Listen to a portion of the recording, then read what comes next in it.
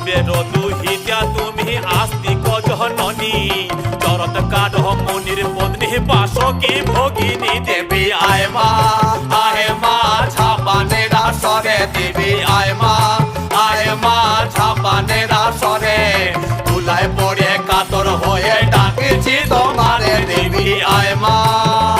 আরে সভা করি বসিয়া আছেন হিন্দু মুসলমান,